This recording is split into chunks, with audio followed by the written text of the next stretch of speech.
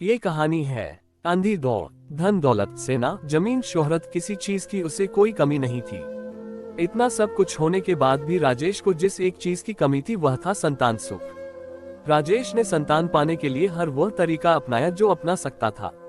वैद्य हकीम सबसे अपना इलाज कराया, मंदिर मस्जिद हर जगह मन्नतें मांगी, कई यात्राएं की, कई हवन यज्ञ किए, तब जाकर कहीं उसके घर में पालना हिला। संतान होने की खुशी उस राजेश को इतनी ज्यादा हुई कि ऐसी खुशी उसे किसी राज्य को जीतने में भी नहीं हुई थी।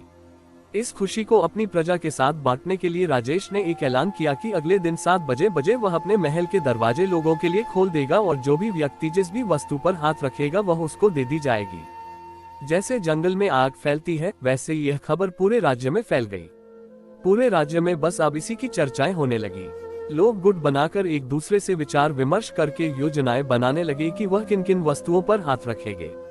कोई कहता वह घोड़े पर हाथ रखेगा, कोई कहता हाथी पर, कोई कहता रथ पर, कोई कहता वह कीमती हीरे जवाहरात पर हाथ रखेगा, कोई कहता वो राजेश के महल पर हाथ रखेगा।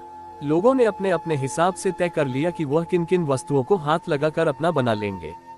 राजेश के राज्य में एक छोटा सा परिवार भी रहता था, माता पिता और एक 8 साल का छोटा बच्चा।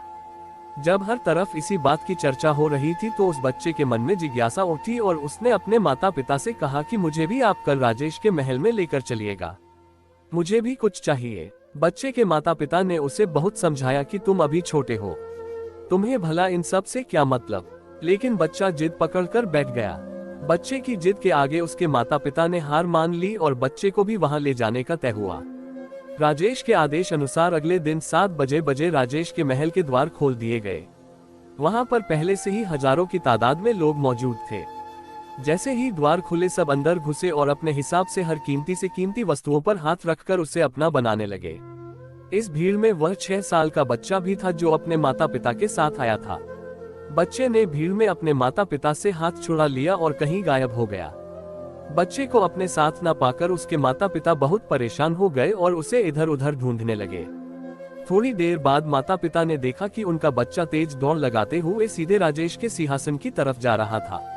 बच्चा राजेश के सिंहासन तक पहुंचा और बच्चे ने सीधे राजेश के ऊपर हाथ रख दिया और चिल्ला के बोला, आज से यह राजेश मेरा है और इसके साथ यह सारी प्रजा भी। दोस्तों, छोटी सी ये हिंदी कहानी हमें जिंदगी का बहुत बड़ा पाठ सिखाती है।